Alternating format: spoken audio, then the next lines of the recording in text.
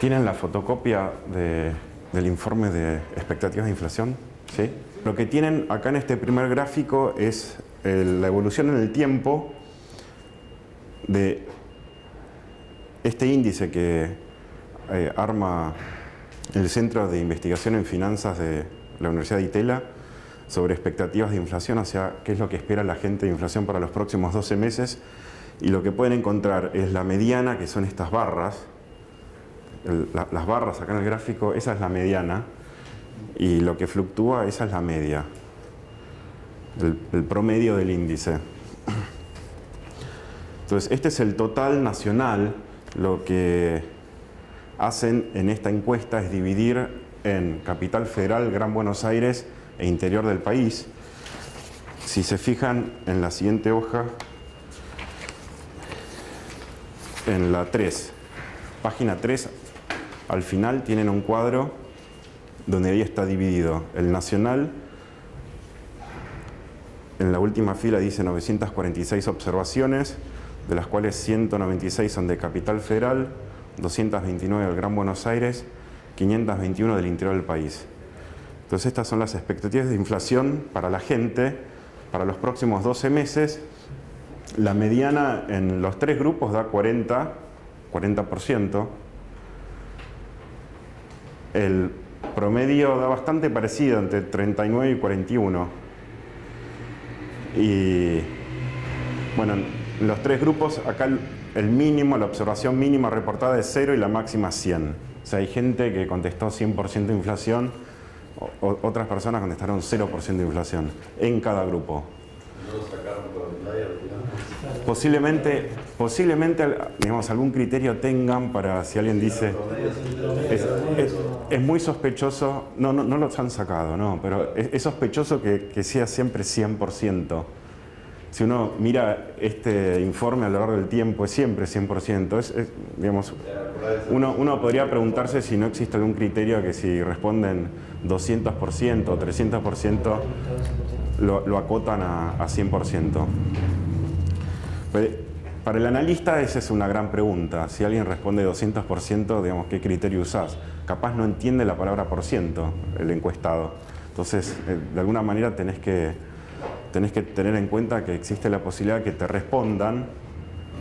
Por la clase pasada vimos que si no entienden la palabra porcentaje, le reformulan la pregunta. Pero si contestan 200%, eso va a moverte la media considerablemente para arriba. De hecho, si en Capital Federal que te respondan 200% te mueve la media un punto porcentual.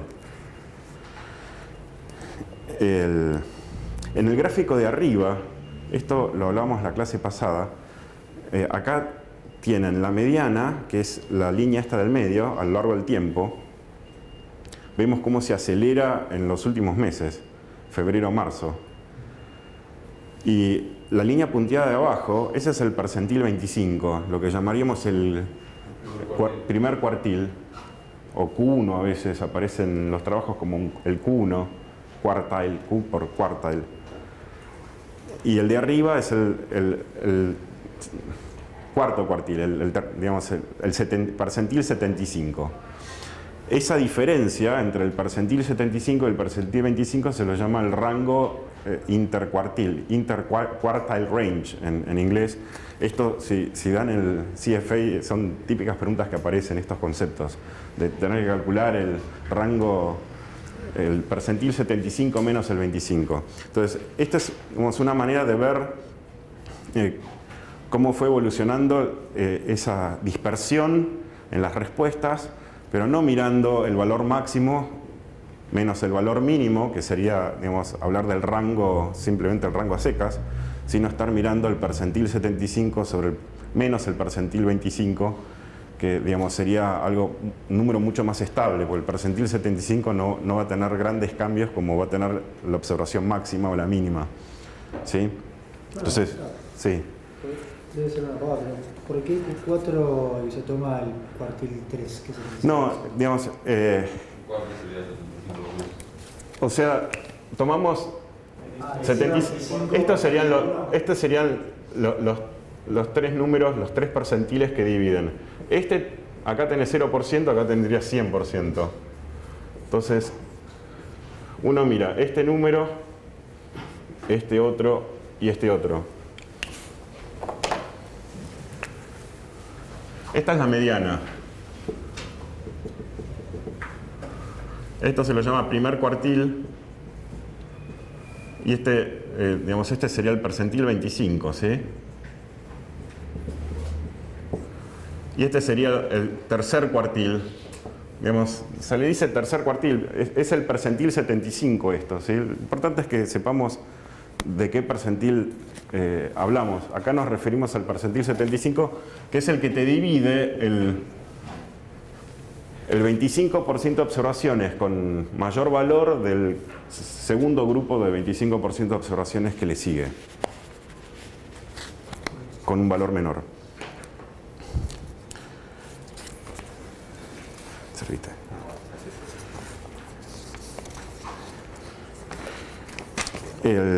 Bueno, y en el informe, esto se los dejo, después lo pueden mirar, tranquilos. También está separado las respuestas por nivel educativo. Si esto, por ejemplo, en la hoja 5, acá tienen expectativas de inflación por nivel educativo. Está separado en los grupos secundario o inferior, terciario y universitario.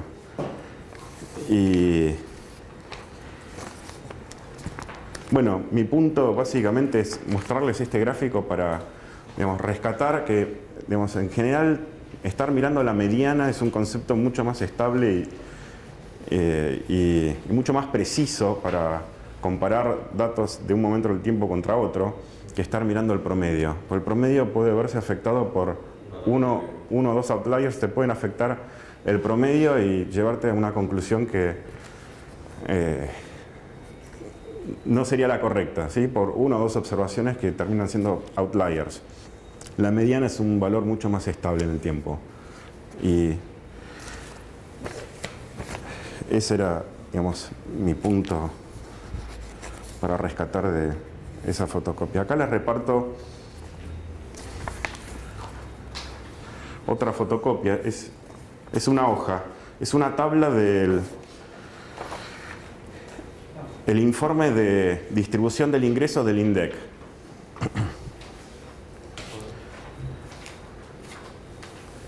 Gracias. Y acá en la tabla lo que pueden ver es que está dividido la población según deciles por el nivel de ingreso. O sea, dividen en el primer decil de ingresos, que sería el 10% de la población con ingresos más bajos, del segundo grupo, tercer grupo, etcétera, hasta el décimo grupo, el décimo decil, que es el 10% de la población con ingresos más altos. Acá están los ingresos. Esto es información del INDEC. Estos son datos del tercer trimestre de 2018.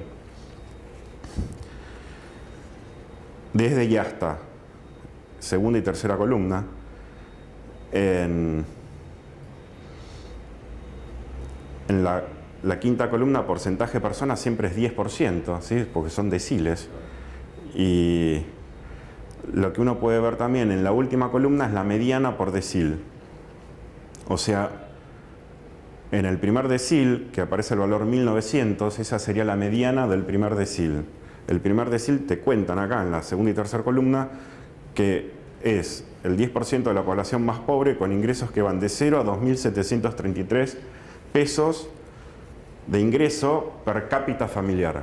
O sea, estos son datos per cápita, no es de una familia, sino por persona. La mediana es 1900 para ese grupo. Para el grupo con mayores ingresos, que va de 22.295 a 1.540.000, la mediana es 30.000. Entonces uno podría tomar ese ratio como una medida de digamos, cuán heterogénea es la distribución del ingreso. Digamos, uno tendería a pensar que si el ratio es un número cercano a 1, tenés una distribución del ingreso, digamos, bastante pareja. O sea, siempre el grupo más grande contra el grupo más chico, ¿no? Uno podría tomar, Acá uno lo podría hacer con deciles, pero perfectamente uno también lo puede hacer con cuartiles. La mediana del cuartil con mayores ingresos dividido la mediana del cuartil con menores ingresos. Te da 20, 23. No te da uno. ¿Cómo? No, sí, claro, sí, 30.000 dividido 1900, sí. Es un número alto. Yo lo estaba diciendo por el ingreso total del ciclo, digo. El decil 10 es 94.000 millones. Ok, Es 20 veces más grande que el ok, decil sí. Uno también puede estar mirando ese ratio, el ingreso total. O sea, estarían sumados los ingresos de cada una de las personas en cada grupo y estar mirando el ratio de ingresos totales de decil 10 dividido decil 1. ¿Preguntas? Bien, bueno, pasemos a otros temas. La clase pasada estuvimos viendo el primer y el segundo momento de una variable aleatoria.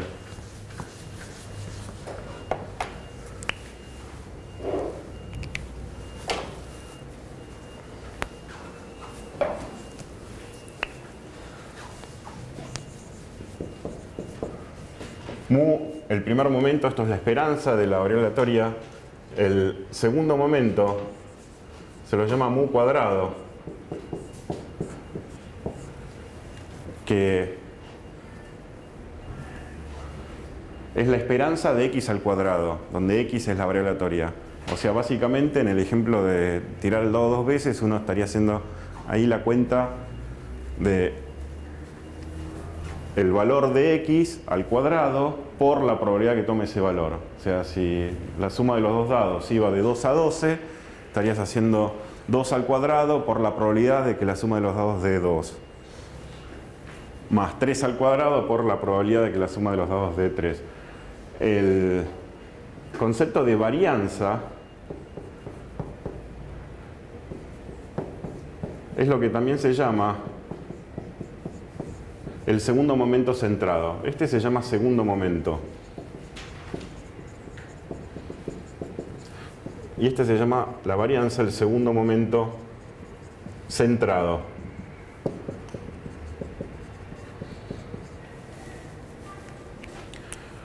O sea, es la esperanza de x menos mu al cuadrado, donde mu es el primer momento.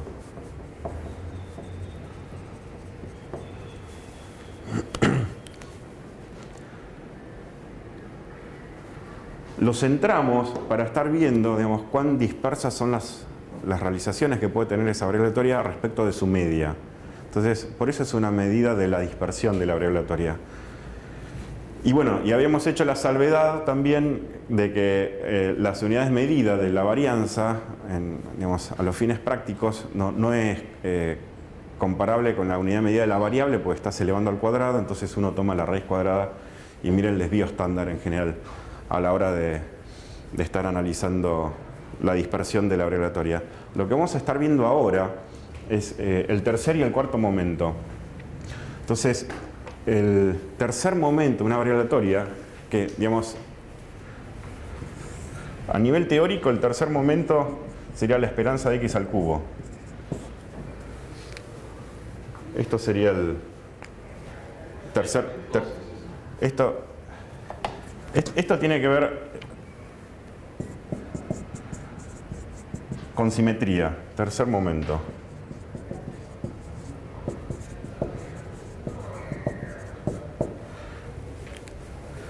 El tercer momento lo que nos va a decir es si la variable aleatoria es simétrica o no. Por ejemplo, nuestro ejemplo de tirar dos dados, nos quedaba esta PMF, ¿sí? Probability Mass Function. Los valores que podía tomar la variable aleatoria son estos, de 2 a 12, y esta era la probabilidad. Bueno, esta es simétrica. Simétrica quiere decir que es un espejo alrededor de su media. Eso quiere decir simétrica. Y el tercer momento nos va a estar diciendo si es simétrica o asimétrica. Entonces, otro ejemplo es la normal estándar. En realidad cualquier normal, pero este gráfico es el de la normal estándar. Es simétrica alrededor de su media. En la normal estándar la media es 0, pero cualquier normal es simétrica.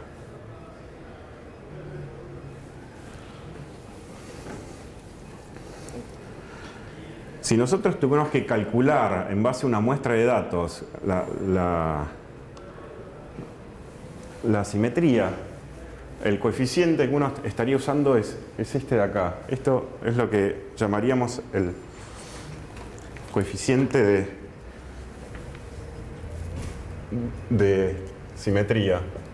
Es 1 sobre n por la sumatoria de igual a 1 hasta n de xy menos x barra al cubo dividido el desvío estándar al cubo. Esto de acá es el desvío estándar.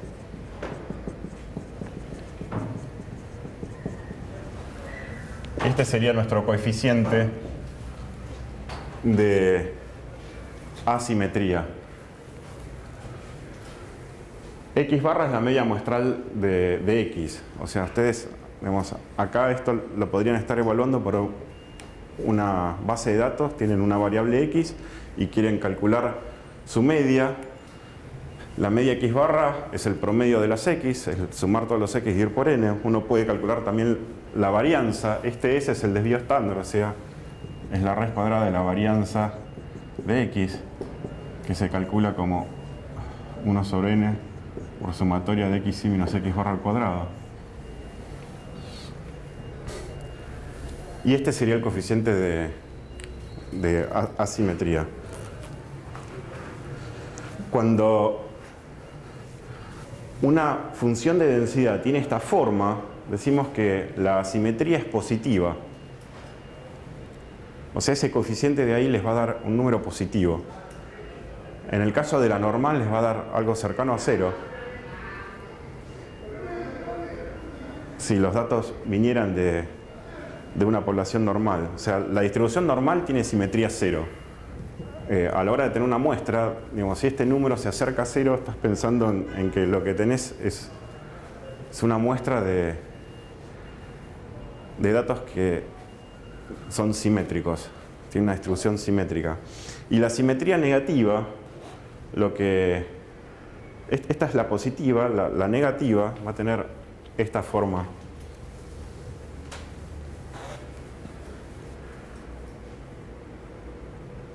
Esta es la PDF, ¿sí? La función de densidad.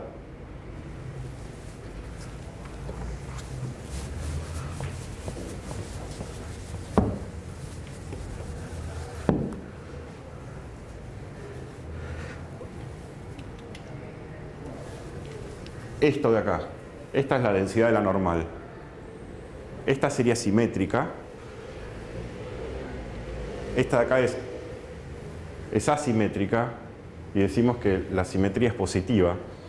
En inglés se llama positively skewed.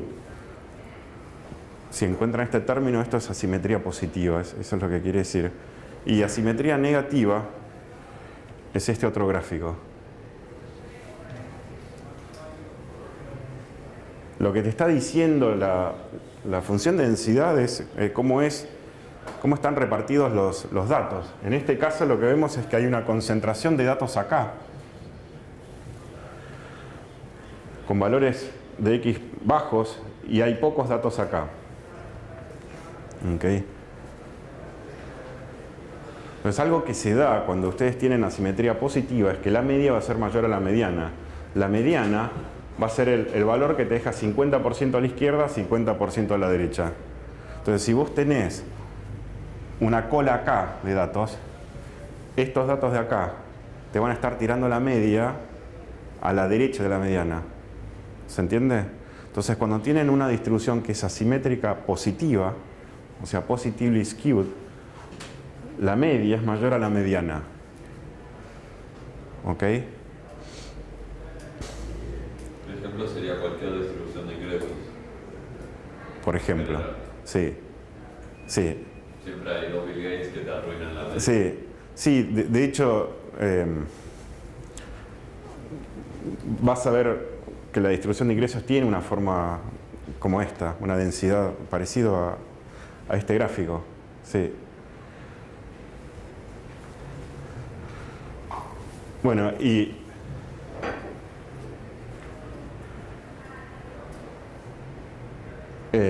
y exactamente lo opuesto pasa cuando tenemos una asimetría negativa. O sea, ustedes tienen acá una cola pesada, por lo tanto la media va a ser menor a la mediana. ¿Ok? Con negatively skewed en inglés. ¿Preguntas? Bueno, el cuarto momento es lo que se llama la kurtosis.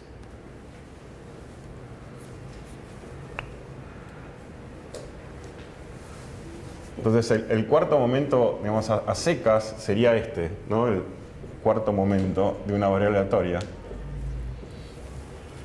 Pero uno en general tiende a centrar. Cuando hablamos de varianza, estás hablando del segundo momento centrado. Uno tiende a centrarlo y por eso aparecen estas fórmulas. El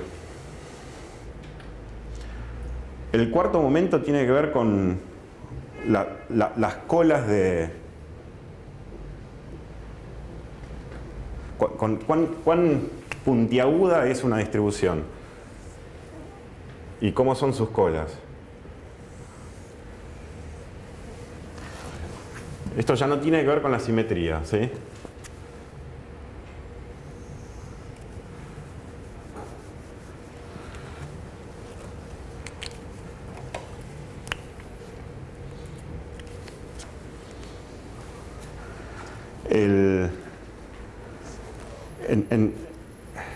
Esta fórmula que ustedes pueden ver acá es lo que se llama la kurtosis en exceso.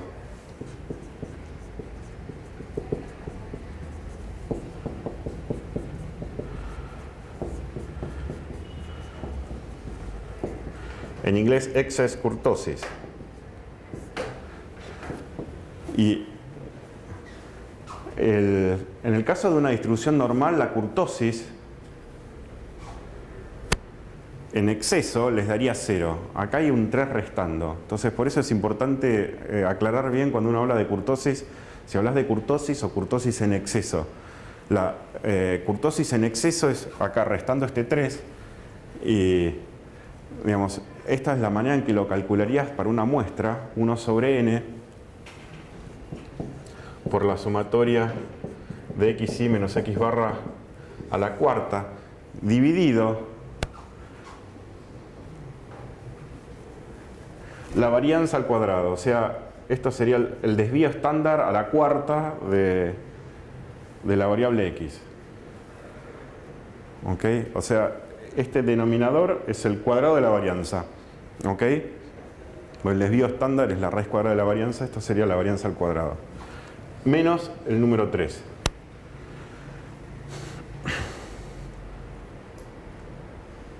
Entonces, según el contexto en el que vean esto mencionado, si les hablan de kurtosis, capaz no están restando el 3. Entonces, la normal, si vos no le estás restando el 3, tendría una kurtosis 3 igual a 3, exactamente igual a 3.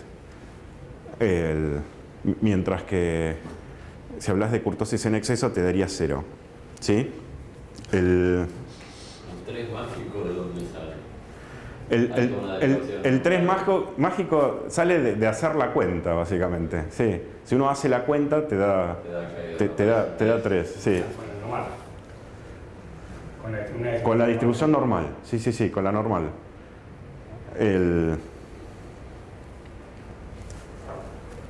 O sea, básicamente, si uno calcula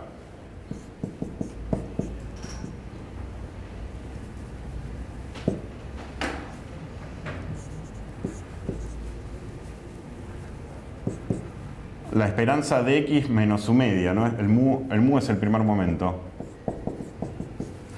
Y lo divide por la varianza al cuadrado. Donde x es una normal, esto te va a dar 3. Viene de hacer esa cuenta. Digamos, es una cuenta que uno puede sentarse hacerla tranquilo. Digamos, la distribución normal bueno, tiene una función de densidad, es E a la Sí, es horrible. menos un medio de x cuadrado, ¿sí? Sobre 2. Y bueno, y uno tiene que integrar eso. Tiene que tomar la integral de menos infinito a más infinito, o sea, para ver este numerador, ¿no? ¿Cómo lo calculás? Bueno, haciendo la integral de menos infinito a más infinito de x a la cuarta menos el mu por la densidad. Y si a eso lo dividís por el cuadrado de la varianza, digamos, uno llega a que es 3, exactamente 3. Entonces, por eso uno distingue entre el concepto de kurtosis en exceso y kurtosis. Si le restás 3, estás hablando de kurtosis en exceso.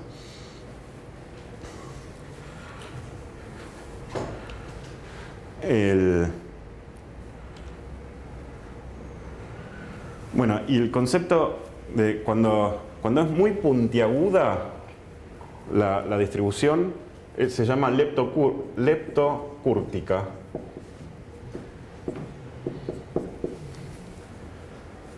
Y es el caso cuando la kurtosis es positiva. Leptocúrtica es que, llamémoslo esto KE, como en la fórmula. KE es positivo. Mesocúrtica quiere decir que KE es igual a 0. Ese sería el caso de la normal. Mesocúrtica es el caso de la distribución normal. Y cuando la kurtosis en exceso es negativa, se llama platocúrtica.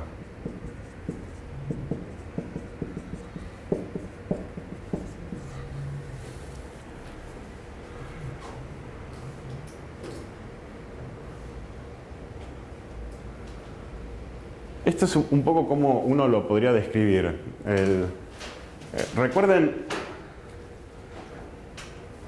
Recuerden que siempre el área debajo de una densidad tiene que ser 1, por definición, ¿no? De densidad. O sea, están todas las posibilidades que puede tomar esa variable y te tiene que dar 100% el área debajo de la normal o de cualquier otra distribución. Bueno, en el caso de las leptocúrticas, o sea, cuando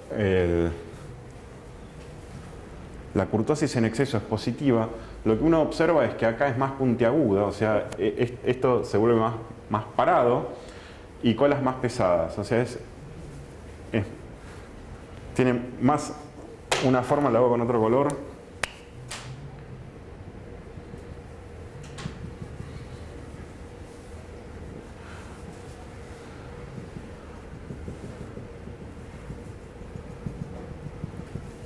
Tiene más esa forma. ¿Se entiende? Eso sería una kurtosis en exceso positiva. Mesocúrtica es algo más aplanado.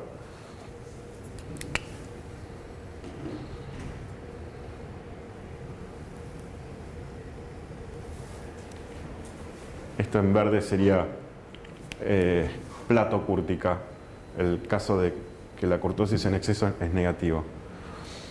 Entonces, en azul tenemos kurtosis en exceso positivo y en verde negativo. ¿Sí? El negro sería, supuestamente, si quieren darle una buena interpretación a mi gráfico, el caso de la normal, ¿sí? Una mesocúrtica, con un poco de imaginación. No son muy buenos mis gráficos, pero digamos, esto es lo que estoy tratando de transmitirles. ¿Sí? Las colas acá tienen más peso en la leptocúrtica y acá están más concentradas, más puntiaguda y colas más pesadas. La verde, cuando la kurtosis en exceso es negativa, es más, tiene una forma más así de pancita, de chata, y acá cae. En algún momento cae. Colas pequeñas. Por colas me refiero a cuando x tiende a menos o más infinito. ¿Sería la distribución más equitativa de la leptocúrtica? Bueno, a ver, si vos estás pensando en cómo se distribuyen los ingresos y, bueno, si tuvieras una sociedad con una distribución de ingresos mucho más igualitaria, claro, estarías pensando vos en una... Bueno, a ver...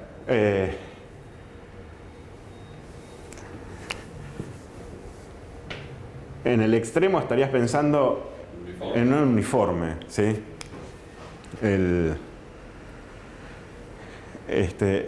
Acá, digamos, lo que quiero que comparen es simplemente... Es algo medio... que uno no lo ve muy seguido esto, ¿no? Pero... básicamente esto en finanzas nos interesa cuando ustedes tienen una base de datos y ustedes quieren decir, bueno, yo voy a suponer que esta variable, no sé, el retorno de este activo con el que estoy trabajando es normal. Y vos le calculás la kurtosis en exceso y te da un valor positivo y grande, no 0, algo, sino un número grande. Entonces, ahí el supuesto que estás haciendo de decir, bueno, el rendimiento de mi activo A es normal, se distribuye normalmente, bueno, ahí puede ser puesto en duda.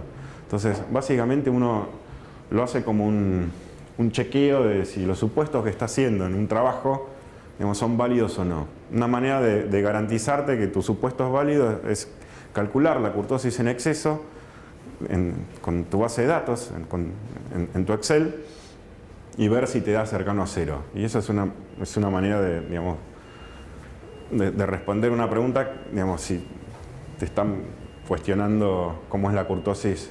Bueno, en general los activos no suelen distribuirse en forma normal, ¿sí? Como una variolatoria normal. Entonces, a veces en los papers ven esos supuestos que se distribuye como normal porque te facilita muchos resultados la distribución normal. Hay muchos resultados a los que uno puede llegar académicamente con la distribución normal, pero si, digamos, en tu base de datos claramente el activo con el que trabajas no se distribuye normal, digamos, eso no debería aplicarse, esos resultados no deberían usarse en ese caso. Y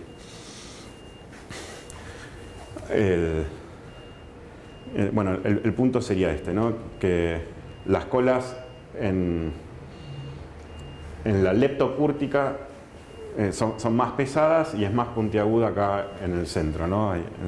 Los datos están bastante más concentrados cerca de la media. ¿Preguntas? Bien, la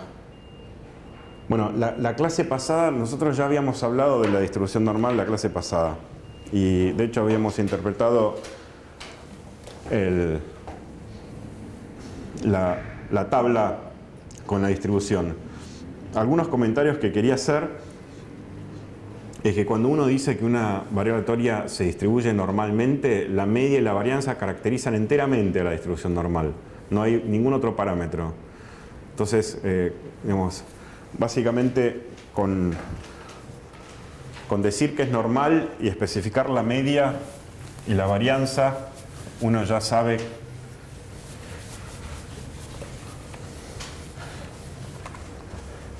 cómo es la función de densidad y si z es normal 0,1 y x es normal mu sigma cuadrado. La pregunta es, bueno, ¿qué haces para transformar x a z? Le restás la media y dividís por la raíz cuadrada de la varianza, o sea, por sigma. Entonces, esto es lo que uno necesita hacer para transformarla en normal estándar y poder usar la tabla. O sea, si, digamos, estás trabajando con una variolatoria que no tiene media 0 o varianza 1, a este procedimiento, restar la media y dividir por el desvío estándar de la variable, se llama normalizar. Esto se llama normalizar una variable aleatoria.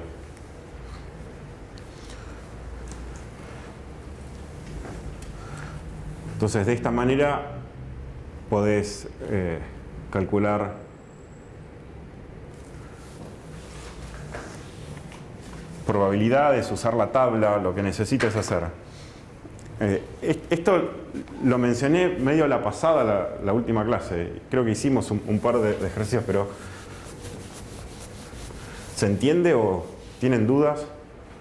Si ustedes tuvieran que x es normal 12, 36. Y te preguntan cuál es la probabilidad de que x sea mayor que 60. Restás a los dos lados 12 y dividís por el cuadrado de los dos lados. Vas a restar, vas a hacer x menos 12 es mayor a 60 menos 12.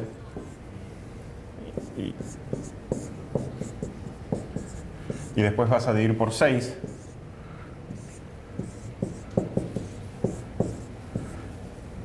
Y esto de acá podés decir que es una normal estándar. Entonces, tenés que esto es la probabilidad de que una normal estándar sea mayor que 48 sobre 6. ¿Ok?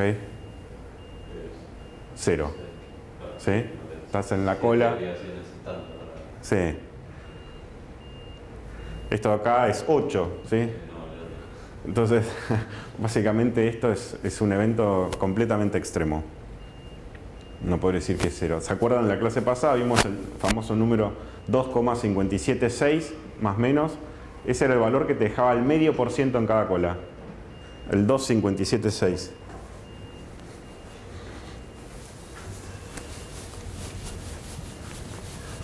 Estos son los 3 números que tienen que recordar de la normal estándar. 1,645, 1,96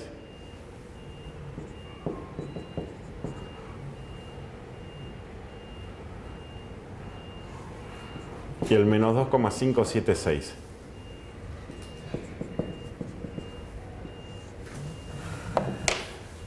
El 2,576 les está dejando un medio por ciento en cada cola. Lo hago en colorado. Esto es 0,5%. Y acá 0,5%. El más menos 1,96 te deja 2,5% en cada cola. O sea, esto en verde sería 2,5%.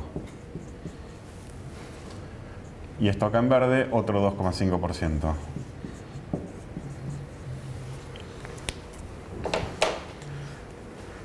Y el 1,64 te deja 5% en cada cola. Lo hago en azul.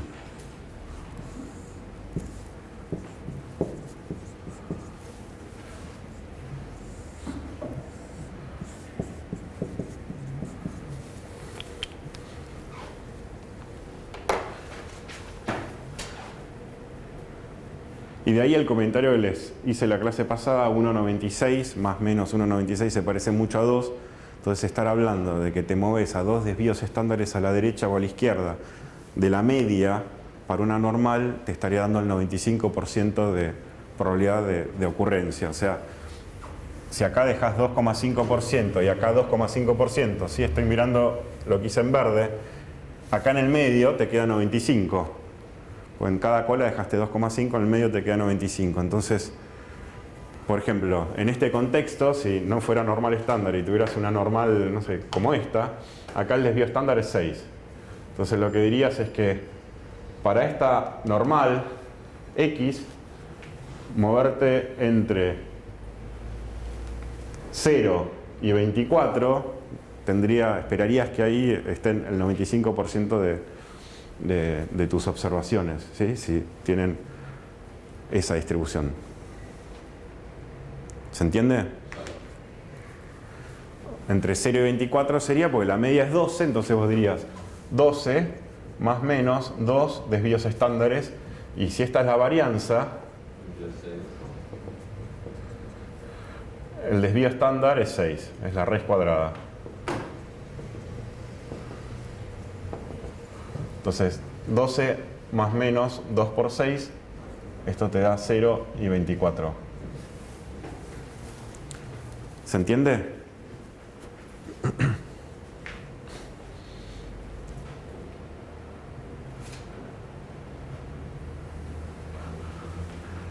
¿Se puede ver bien la pantalla desde atrás?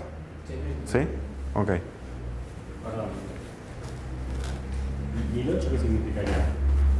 El resultado está. El 8 significa que te estás preguntando cuál es la probabilidad que una normal estándar esté, bueno, esto es 1,96, 2,5, 8 estaría, no sé, por acá. ¿Cuál es la probabilidad que, o sea, sería el área debajo de la curva? Ahí. Recuerden que esto va hasta menos infinito y esto va hasta más infinito. O sea, una normal estándar puede tener una realización que sea un número muy negativo o un número muy positivo. O sea, la posibilidad existe, pero es muy baja, ¿ok? Es realmente muy baja. Entonces, mayor a 8, si uno va a la tabla, te va a dar 0. ¿Sí? Sí, de hecho, la tabla llega hasta el 3. Va de menos 3 a más 3. Ya en 3, a la izquierda de menos 3 es 0 y a la derecha de 3 también es 0. Entonces, 8 es muy 0. ¿Ok? ¿Preguntas?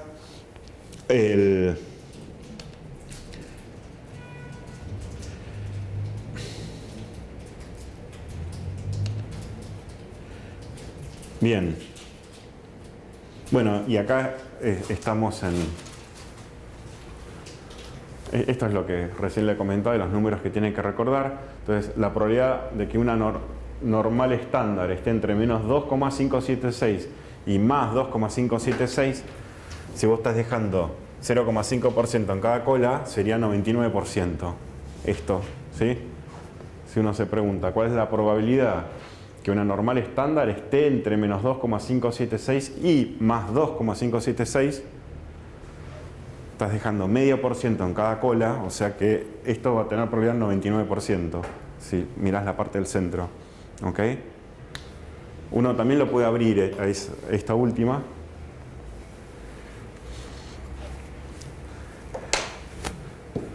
Y si lo abrís, menos 2,576 menor que z, menor que 2,576. O sea, de la manera que lo vimos en la clase pasada, esto lo escribías como que sea menor a 2,576 y le resto que sea menor a menos 2,576. O sea, estoy haciendo de acá para la izquierda y le resto de acá para la izquierda. ¿Sí? O sea, estoy mirando primero esto, digo, ¿cuál es la probabilidad de que z sea menor que 2,576? Y le resto esto. Digamos, que z sea, o sea, esta parte de acá, es decir, cuál es todo este área de acá para la izquierda, hasta menos infinito. Y acá, en ese término, le resto del menos 2,576 hasta el menos infinito. Todo el área de la curva ahí abajo. ¿Se entiende? ¿Sí? Esto de acá, si van a la tabla, es 0,995. Esto de acá es 0,005. Entonces esto les da 0,99. Estos números se usan mucho cuando uno arma intervalos de confianza. Porque, claro, con este número y una distribución normal, ¿no? Siempre hablando de una normal, te queda una probabilidad, digamos, acá tenés 99%, la probabilidad es 0,99. Con este número es 0,90 y con este es 0,95, ¿sí? O sea, en otras palabras, mejor lo escribo para no...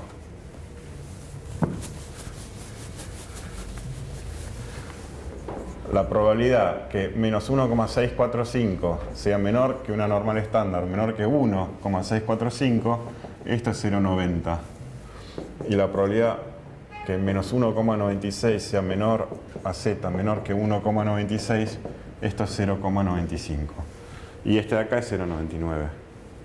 Entonces estos números los van a ver mucho porque justamente se usan toda vez que supongas normalidad para armar los intervalos de confianza de una variable que es normal. O sea, si tenés una variable que es normal y vos querés tener un intervalo de que con 95% de una probabilidad del 95% estés en ese intervalo, lo que vas a hacer es, estos son sobre los números normalizados, ¿sí? Porque esta z es la normal estándar. Pero si vos tenés una normal que no es estándar, bueno, tenés que hacer el procedimiento reverso, ¿sí? Tenés que desestandarizarla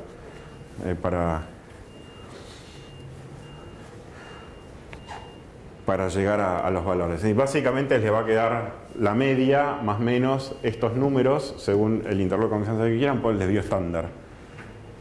Que uno muchas veces lo hace mecánicamente, pero de ahí viene, ¿no? Es algo que voy a comentar más adelante, de todas maneras, los intervalos de confianza. Bien. Otro comentario que quería hacer es que si x es una variable aleatoria cuyo logaritmo es una normal estándar, entonces x se llama log normal. Y acá las palabras son un poco tricky. Entonces lo que estamos diciendo es que si z es una normal estándar, entonces si z es igual al log de x se llama log normal. Escrito en palabras, esto sería decir que si x es una variable aleatoria cuyo logaritmo es una normal, ¿sí? O sea, si x es una variable aleatoria cuyo logaritmo es una normal estándar, entonces x se llama log normal.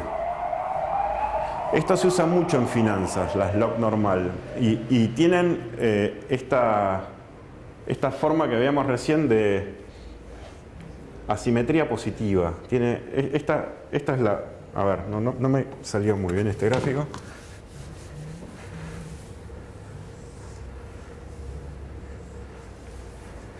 Tienen una densidad que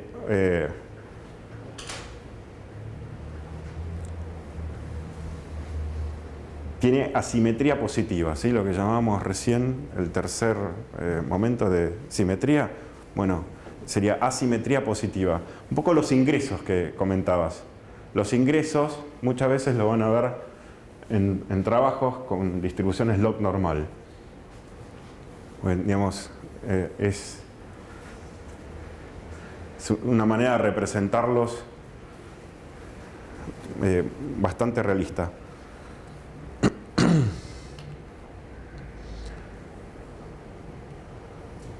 ¿Preguntas? Solo para entenderlo mejor, si vos agarrás los ingresos de 100 personas y los pones de menos a más entonces y le tomás logaritmo a cada uno de esos valores, te va a quedar la normal. No.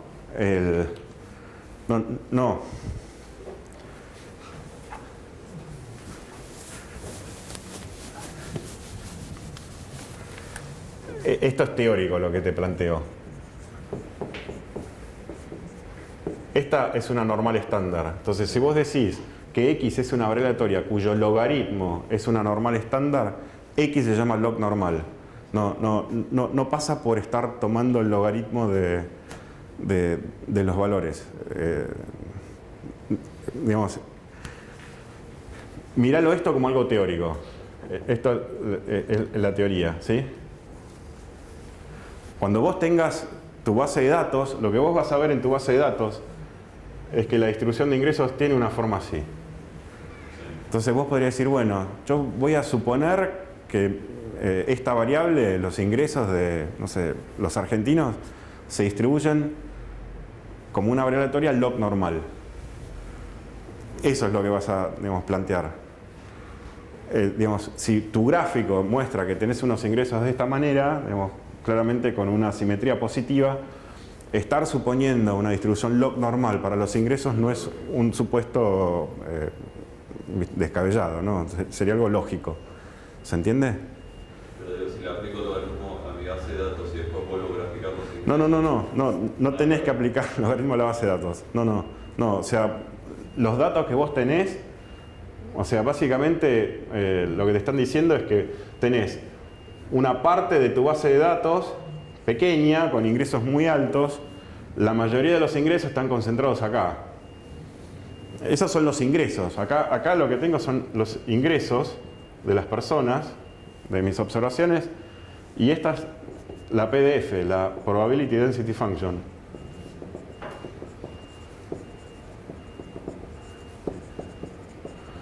O sea, en realidad capaz lo que harías es un histograma. Me dirías, bueno, yo armo grupos de ingresos, no sé, de 0 a 3000, 3000 a 6000 y armás un histograma. O, bueno, lo que tratarías es de ver cómo es la función de densidad de las personas, de los ingresos de las personas que están en tu base de datos. Y si tiene esta simetría positiva, no, digamos, algo muy lógico sería suponerla que es log normal, ¿sí? Los ingresos de la población en tu base de datos es log normal.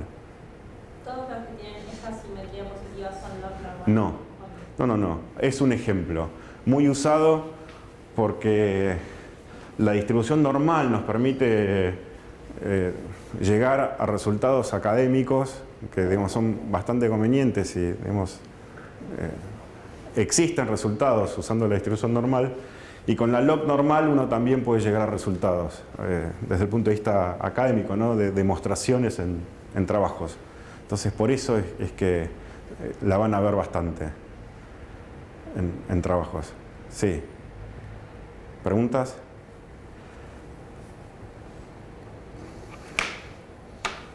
¿Quieren que paremos 5 minutos? 10 minutos, paramos 10 minutos porque cambiamos de tema. ¿Ok?